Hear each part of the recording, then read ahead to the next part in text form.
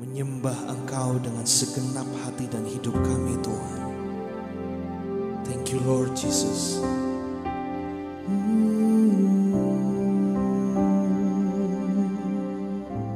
Buka mata hatiku, buka mata hatiku,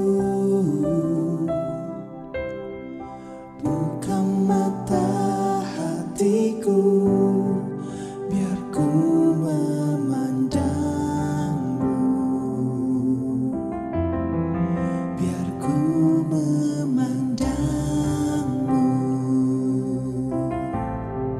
Buka mata hatiku, buka mata hatiku,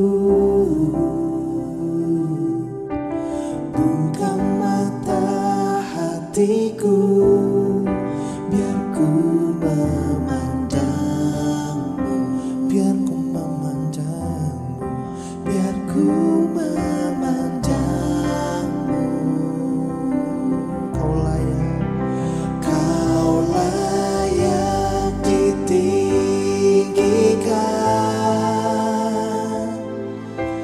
nyata kemuliaan-Mu, curahkanlah kuasa-Mu, ku sembah kudus, kudus, kudus.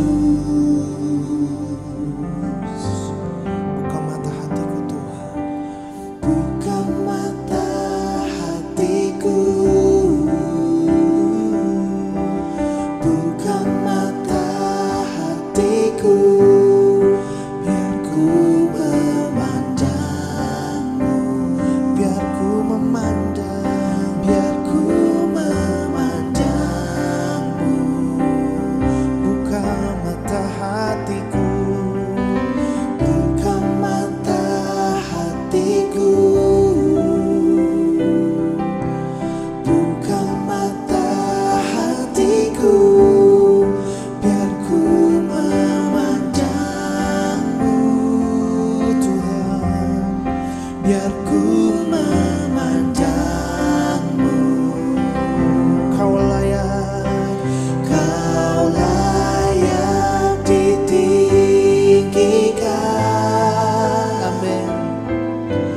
Nyata kemuliaan-Mu, curahkanlah kuasa-Mu, ku sembah kudus, kudus, kudus. Kau layak ditinggikan. Nyata kemuliaan-Mu, curahkanlah kuasa-Mu, ku sembah kudus, kudus, kudus. Katakan kudus, kudus, kudus, kudus, kudus. Engkau kudus, kudus, kudus. Oh kudus, kudus, kudus, biar ku memandangmu. Kudus, kudus, kudus, kudus. Amin Tuhan. Kudus, kudus, kudus. Kudus, kudus, kudus, biar ku memandangmu. Sekali lagi katakan, kudus Tuhan, Kau kudus. Kudus, kudus, kudus. Kudus, kudus, kudus. Oh kudus, kudus, kudus, biar ku memandangmu. Shalom saudara-saudara yang terkasih di dalam Kristus. Pada kesempatan kali ini, saya akan membawakan renungan firman Tuhan tentang kekecewaan yang saya beri judul respon terhadap kekecewaan. Nah, ini diambil dari nats dari kitab Mazmur di pasal 34 ayat 18. Akan saya bacakan ya, di Mazmur 34 ayat 18. Demikianlah firman Tuhan. Tuhan itu dekat kepada orang-orang yang patah hati dan Ia menyelamatkan orang-orang yang remuk jiwanya. Nah, sebelumnya kita bahas lebih lanjut lagi mengenai kekecewaan, kita lihat dulu ya, apa yang dimaksud dengan kecewa. Nah, kecewa itu adalah ungkapan rasa akibat harapan dan kenyataan yang tidak sama. Ada rasa tidak puas karena tidak terkabulnya keinginannya dan lain sebagainya. Nah, terus siapa sih di antara kita yang tidak pernah merasa kecewa? Di dalam hidup kita semua pasti pernah mengalami kekecewaan atau pernah dikecewakan oleh satu dan lain hal. Dan ternyata kecewa itu sendiri tuh macam-macam ya. Jadi kita bisa kecewa karena hal kecil. Contoh, misalkan ketika kita sudah merencanakan mau pergi liburan bersama dengan keluarga, gak taunya mendekati hari H, rencana itu batal karena ada satu alasan yang tidak memungkinkan untuk berangkat liburan. Lalu kita merasa kecewa karena rencana kita buat pergi liburan batal. Kemudian contoh kecewa lain kecilnya tuh ketika misalkan kita mengharapkan bonus tahunan dari kantor. Berharap-harap ternyata dapatnya zong, artinya bonusnya tidak dapat. Nah, itu bikin kita kecewa. Sebenarnya penyebab itu, penyebab yang bikin kita kecewa seperti contoh-contoh yang tadi saya sebutkan itu, penyebabnya masih sepele ya, bukan yang terlalu berat, dan durasi rasa kecewanya pun itu tidak akan membuat kita berlarut-larut gitu. Kemudian juga kita bisa merasakan kecewa ketika kita kehilangan sesuatu yang berharga. Nah, contoh misalkan pekerjaan. Ketika kita bekerja, kita kehilangan pekerjaan secara mendadak, ya bisa aja tiba-tiba misalkan kena PHK ataupun misalkan perusahaannya mengalami kebangkrutan, akhirnya karyawannya harus di PHK dan masih banyak penyebab kekecewaan lainnya gitu ya. Nah, jadi kekecewaan itu bisa dialami siapa saja tanpa pandang usia, tanpa pandang bulu, dan tanpa pandang ras, suku, bangsa. Enggak pandang itu. Siapapun, tua, muda, bisa merasakan yang namanya kecewa. Nah, kecewa itu adalah hal yang wajar dan manusiawi. Nah, tetapi kecewa itu bisa menjadi hal yang tidak wajar apabila kita tidak bisa mengolah atau meresponnya dengan benar.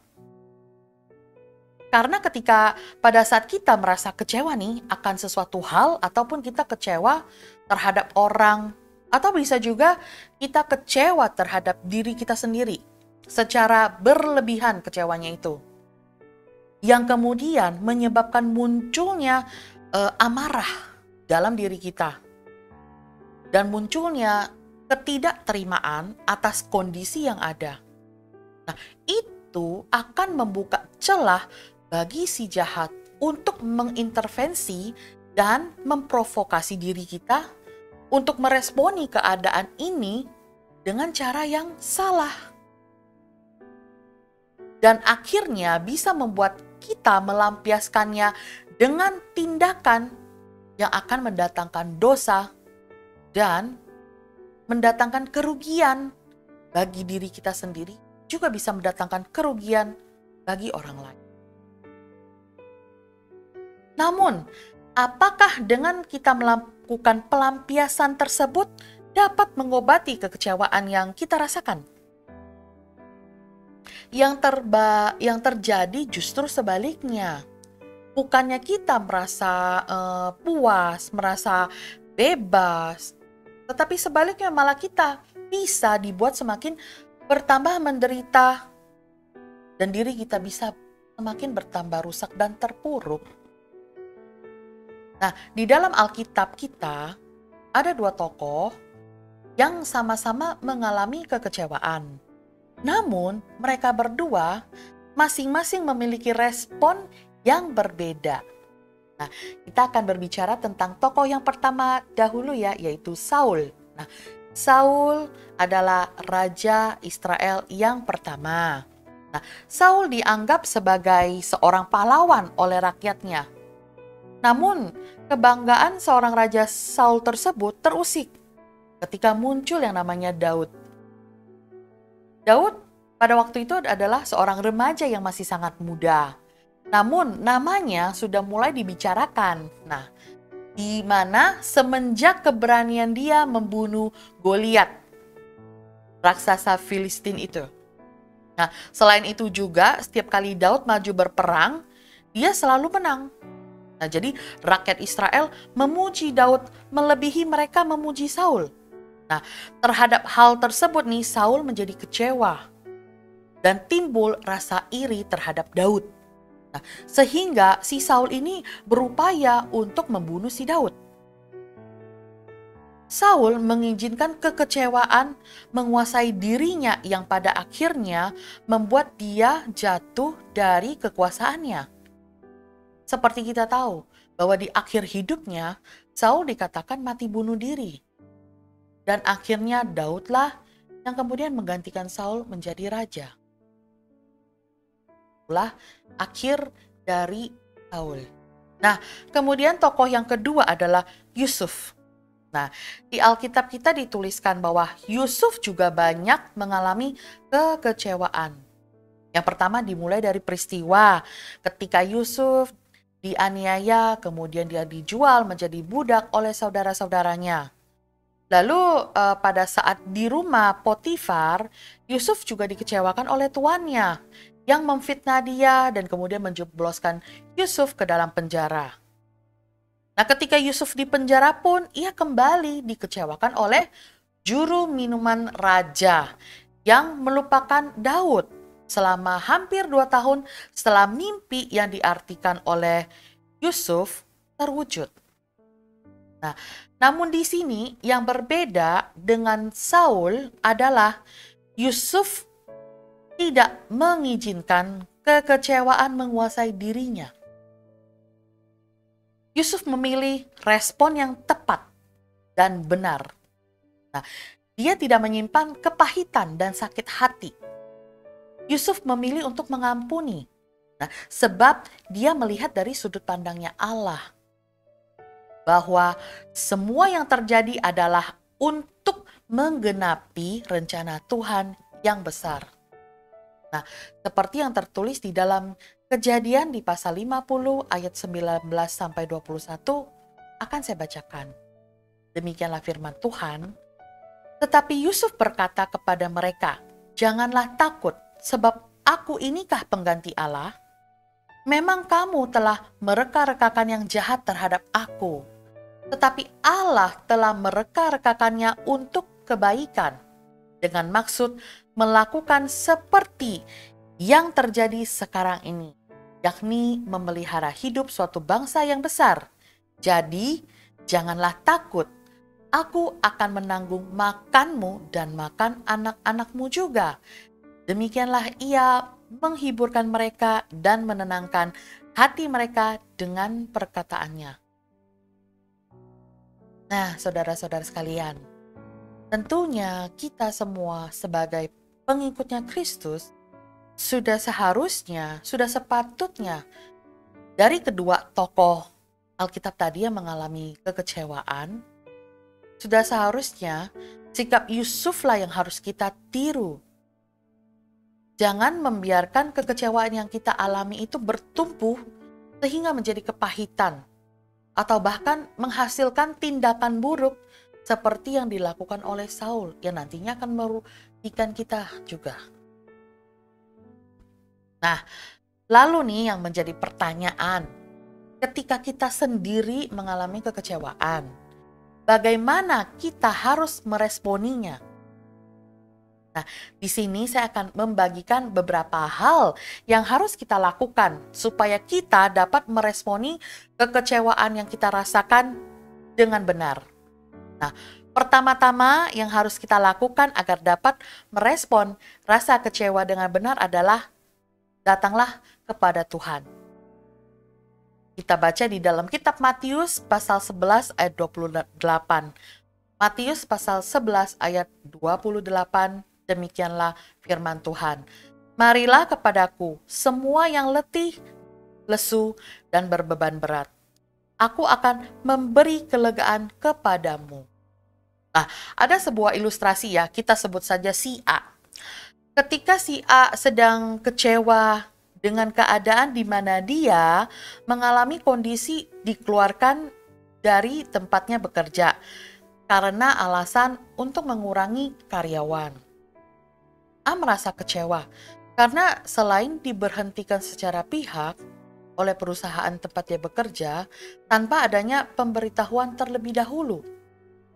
Nah, dengan kondisi yang menganggur, A kemudian berusaha mencari pekerjaan di berbagai tempat.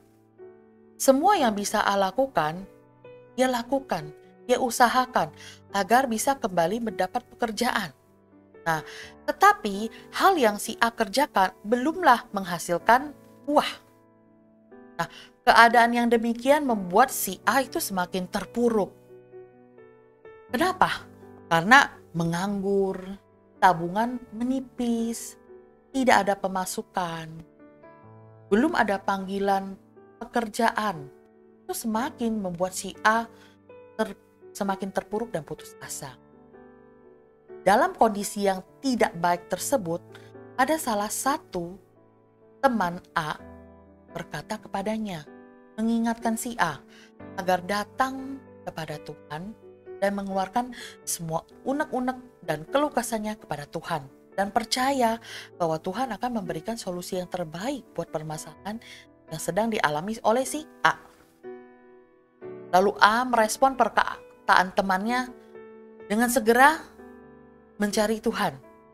Si A berdoa dan menumpahkan semua unek-uneknya, semua beban pikiran dan pergumulannya yang dia alami, yang dia hadapi saat ini kepada Tuhan.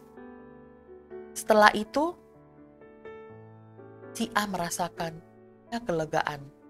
Ada rasa tenang dan ada damai yang dirasakan oleh A. Dia tidak lagi merasa putus asa oleh keadaannya. Dan dia percaya bahwa Tuhan tidak akan membiarkan dirinya jatuh terpuruk. Setelah itu si A melanjutkan kembali usahanya dia dalam mencari pekerjaan. Dengan kondisi hati dan pikiran yang tenang dan damai. Karena dia tahu Tuhan menyertainya. Jadi dia tidak lagi merasa putus asa dan terpuruk. Ada semangat. Karena dia tahu Tuhan menyertai dia. Jadi dia tidak takut dan tidak gentar. Nah, jadi tidak ada cara lain yang lebih manjur dan tepat selain kita datang terlebih dahulu kepada Tuhan. Kesadaran akan keberadaan diri dan perlunya akan pribadi Tuhan menjadi titik balik yang sangat penting di dalam kehidupan kita. Nah, itulah yang sering dilupakan oleh manusia ketika sedang dalam kondisi yang tidak baik. Lupa bahwa seharusnya terlebih dahulu datang kepada Tuhan. Tapi yang dilakukan biasanya malah sibuk mencari atau melakukan berbagai upaya untuk mencari solusi atau jalan keluar dengan mengandalkan kemampuan manusia yang jelas-jelas sangatlah terbatas. Nah, ingatlah bahwa Tuhan itu tidak pernah menolak kita. Datang kepadanya dengan segala beban dan hati yang sakit. Karena di dalam Tuhanlah, hanya di dalam Tuhanlah akan ada kelegaan yang sejati. Jadi tidak ada orang yang anti kecewa di dunia ini. Setiap kita memiliki potensi yang sama untuk menjadi orang yang kecewa. Karena itu penting bagi setiap kita untuk bagaimana memiliki respon dan mengelola dengan tepat dan benar akan suatu keadaan. Jadi kita harus ingat, ketika kita mengalami suatu keadaan dan kondisi di mana tidak baik, janganlah kita mencari atau melihat ke kiri, ke kanan, berusaha mencari segala cara dengan kemampuan kita yang terbatas. Itu salah. Yang harus kita lakukan adalah kita harus datang ke hadapan Tuhan. Kita tumpahkan segala unek-unek, segala keluh kesah kita. Dan kenapa? Karena hanya di dalam Tuhanlah ada jalan keluar terbaik. Hanya di dalam Tuhanlah akan ada kelegaan yang sejati yang tidak akan kita dapatkan dimanapun di dunia ini. Jadi jangan lupa, terlebih dahulu datanglah kepada Tuhan. Nah, lalu kemudian hal yang kedua yang harus kita lakukan agar dapat meresponi kecewa dengan benar adalah merubah cara berpikir. Kita baca di Filipi pasal 3 ayat 8, demikianlah firman Tuhan. Malahan segala sesuatu kuanggap rugi karena pengenalan akan Kristus Yesus Tuhanku lebih mulia daripada semuanya. Oleh karena dialah aku telah melepaskan semuanya itu dan menganggapnya sampah supaya aku memperoleh Kristus. Nah, kita juga tahu ya bahwa Ayub adalah salah satu tokoh di dalam Alkitab yang diizinkan oleh Tuhan mengalami pencobaan. Nah, Ayub dikatakan adalah seorang yang saleh, jujur, takut akan Tuhan, serta menjauhi kejahatan. Pada suatu ketika, semua nih yang dimiliki oleh Ayub, baik itu harta benda maupun anak-anaknya, habis lenyap tak bersisa. Lalu bagaimana respon Ayub terhadap kejadian yang dialami olehnya? Nah, di dalam kitab Ayub di pasal 1 ayat 20 sampai 22, yuk mari kita baca dulu ya. Ayub pasal 1 ayat 20 sampai 22. Ayat 20-nya, maka berdirilah Ayub lalu mengoyak jubahnya dan mencukur kepalanya. Kemudian sujudlah ia dan menyembah. Dengan telanjang aku keluar dari kandungan ibuku. Dengan telanjang juga aku akan kembali ke dalamnya. Tuhan yang memberi, Tuhan yang mengambil, terpujilah nama Tuhan.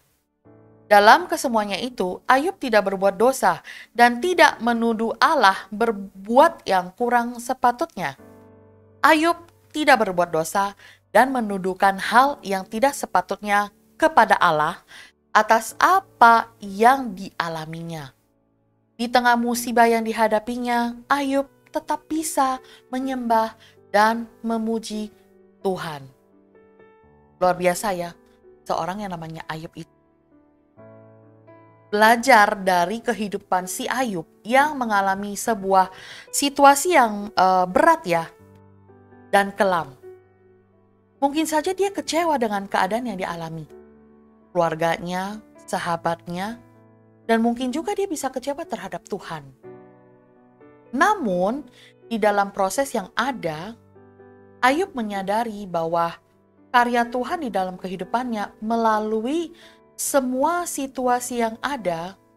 Ayub mengalami perubahan hidup dan semakin mengenal Allah. Nah, ketika kita datang kepada Tuhan, akan ada kelegaan yang sejati. Karena kasih Tuhan sanggup untuk membebat hati yang terluka dan kecewa. Namun, ada hal yang harus juga ada di dalam kehidupan kita. Nah, yaitu merubah cara pandang kita. Karena faktanya, keadaan yang membuat kita kecewa mungkin tidak berubah. Yang harus berubah adalah merubah cara pikir kita tentang hal tersebut. Jadi ayo, kita harus kalahkan rasa kecewa itu dan bersiaplah mendapatkan yang terbaik dari Tuhan. Kita bisa menanggung setiap permasalahan yang ada karena ada Tuhan yang memberi kekuatan kepada kita. ketika Tuhan mengizinkan itu ada, mengizinkan sesuatu hal yang harus kita alami dan kondisinya tidak baik, pasti ada hal yang Tuhan ingin kerjakan. Mungkin Tuhan tidak merubah keadaan di sekitar kita, tetapi Tuhan mau mengubah hati dan respon kita, sehingga kita menjadi pribadi yang semakin bertambah dewasa di dalam Tuhan. Jadi ayo, ubah cara pikir kita. Jangan melihat dari sudut pandang kita saja bahwa semuanya membuat kita semakin terpuruk. Ambil hikmatnya, ambil positif. Di balik semua kejadian kita alami, yang baik maupun tidak, semua di dalam jangkauan Tuhan. Tidak mungkin Tuhan akan membuat kita terpuruk sampai sedemikian rupa. Tetapi kita percaya, ketika kita melewati semua itu, Tuhan akan memberikan yang terbaik kepada kita. Tuhan akan memberikan ganti yang terbaik bagi kita. Jadi, mulai saat ini, ubah cara pikir kita. Jangan hanya melihat di sisi yang negatif. Lihatlah sisi yang positif. Di balik semua peristiwa yang kita alami, di situ ada proses Tuhan. Di situ Tuhan mau mengubah. Bukan mengubah keadaan di sekitar kita menjadi lebih baik. Tetapi Tuhan mau mengubah pribadi kita menjadi lebih baik lagi di hadapannya. Nah, lalu hal berikutnya yang harus kita lakukan agar kita dapat meresponi kecewa dengan benar adalah terima keadaan. Kita baca di kitab Filipi pasal 4 ayat 13. Filipi pasal 4 ayat 13, demikianlah firman Tuhan. Segala perkara dapat kutanggung di dalam Dia yang memberi kekuatan kepadaku. Nah, kita juga tahu ya bahwa Musa termasuk salah satu tokoh dalam Alkitab yang mengalami banyak kekecewaan.